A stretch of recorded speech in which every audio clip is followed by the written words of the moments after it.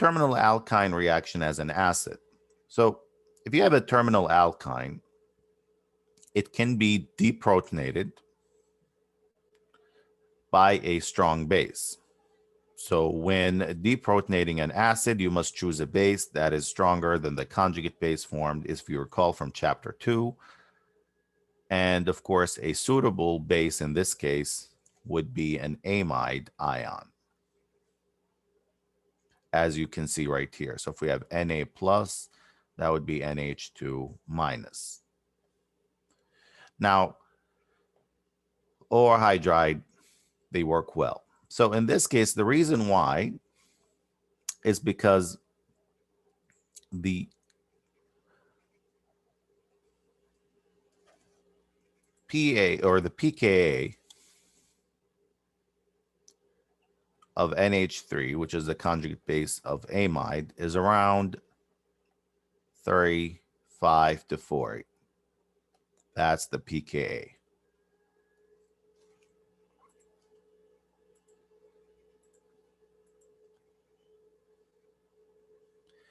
And why is that?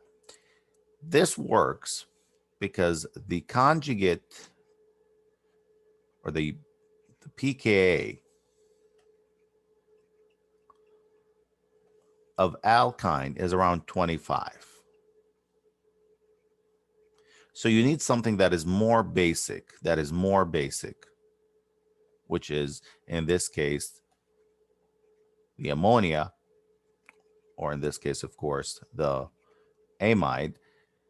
Higher number, which means more basic. If you recall, the lower the pKa, the more acidic, the higher the pKa, the more basic.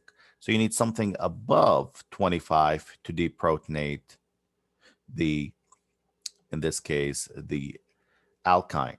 So that reaction takes place without a problem.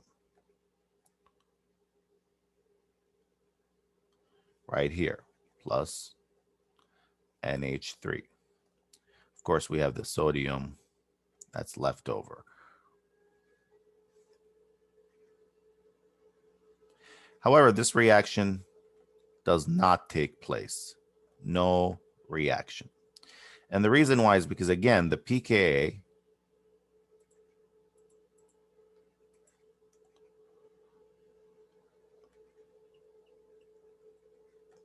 of the alkyne is 25, but the pKa of the hydroxide from water is around 15 or 16. So this is less basic. And the only way you can deprotonate is if you have more basic. So that's why there is no reaction. So you never use hydroxide as a base with an alkyne, a terminal alkyne.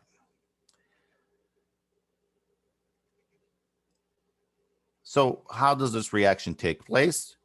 You actually make a nucleophile. So this is actually a nucleophile. And if you recall, if we have a nucleophile, attach it, or you react it with a, in this case, this is a primary alkyl halide.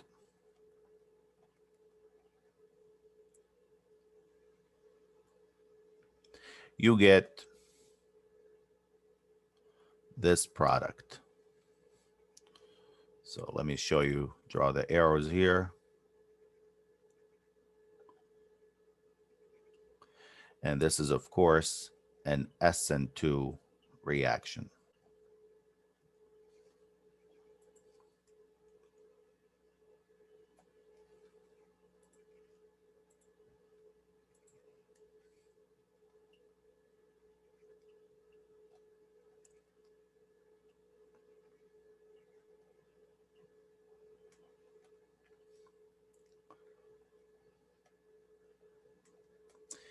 Okay, so let me show you the part that was, so this right here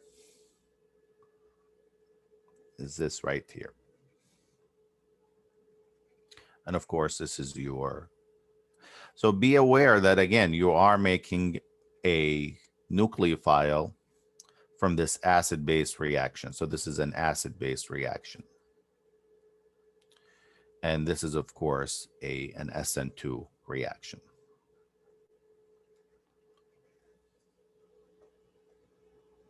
How do you prepare alkynes? Alkynes are prepared by elimination. So you have two types of alkyl halides. You have what we call vicinal dihalide, and vicinal means in the vicinity, where in this case the bromines are on adjacent carbons. So in this case, halogens on adjacent carbons. Geminal is the halogens on same carbon, like the Gemini. If this reaction takes place, be aware that this is 2 moles. You got to have enough, or sometimes written as 2 equivalents. You will form, without a problem, your alkyne. So it's a double elimination. So again, be aware that this is vicinal because you have adjacent carbons.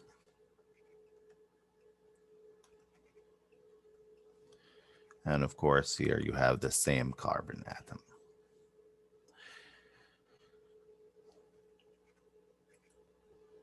So if I have NH2 minus, it's a strong base. This is an E2.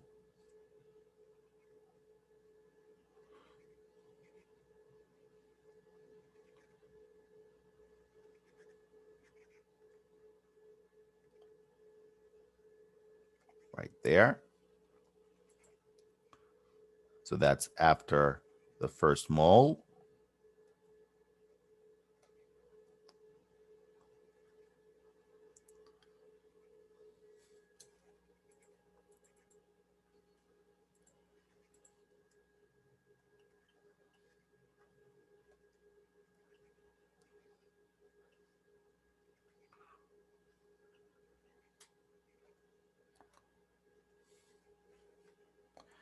And if I now have another mole of NH2,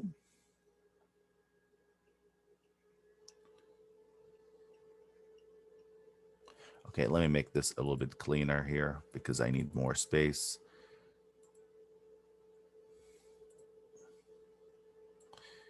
Let me draw this. So I just need more space so I can show you the transformation.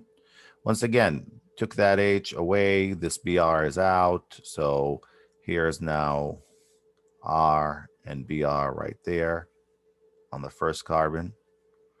And of course, here you have the H and you have the Br, or the R group on that carbon. So if I have NH2,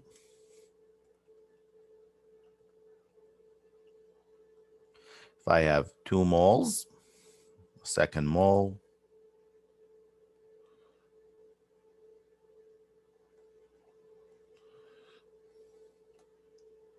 and once again, the Br is out, and you can make this product right there. So for vicinal dihalides, if you actually start with an alkene, you can just simply attach NH2 to it, simply like that. What you would have to do in this case is you would have to actually add bromine to it. So the first step in this case would be adding bromine, making it a vicinal dihalide right here. And then, of course, you would add 2 moles of NaNH2.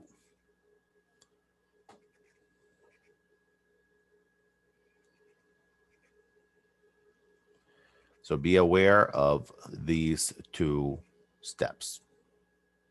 In the next video, make sure you're good with this. In the next video, we're going to go over the alkyne reactions. Of course, we're going to do them in multiple videos because they have many reactions, not as many as the alkene reactions. However, some are as involved as the alkene reactions.